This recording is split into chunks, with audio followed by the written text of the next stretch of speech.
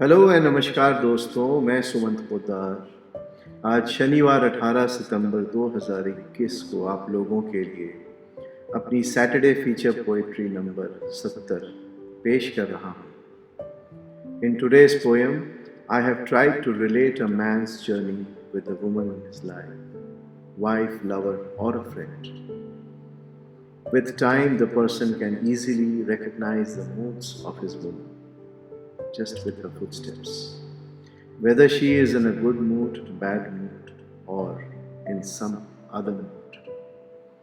I have tried to establish their relationship of years together, symbolically associating their experiences and the good bad times they have lived.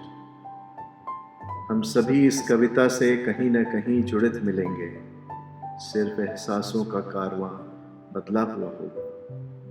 आइए सुनते हैं मेरी जुबानी ऐसे ही एक एहसास की कहानी. कविता का शीर्षक, ऐ खुदा कोई तो होगा रास्ता तू ही दिखा. दिनांक 18 सितंबर 2021. तेरे बहकते कदम मुझे आईना दिखाते हैं रोज. तेरे बहकते कदम मुझे आईना दिखाते हैं रोज. कभी मुस्कुराने की होती है वजह, कभी कराती है खोज. महफिले अंजुमन टकरार की पकड़ता है रफ्तार. महफिले अंजुमन टकरार की पकड़ता है रफ्तार. सहमति लेनी पड़ती है, नहीं तो कैसा त्योहार. तेरे दबे पांव कुछ ना कहकर भी सब कुछ कर देते हैं बयां. तेरे दबे पांव कुछ ना कहकर भी सब कुछ कर देते हैं बयां. सजाया था कभी पाजेब की झलकती लचक से, आज मगर फिरदौस के दीदार होते कहाँ. कभी कदम लगते हैं मायूस अलविदा तो कभी गुलशने खुदा. कभी कदम लगते हैं मायूस अलविदा तो कभी गुलशने खुदा. कभी तन्हाई की ओढ़े चादर अकेले निकल है जाते.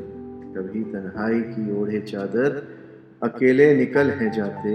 और कभी बेइंतहा मोहब्बत में दौड़े चले हैं आते. शबनम की महक तरोताज़ा है रहती. शबनम की महक तरोताज़ा है रहती.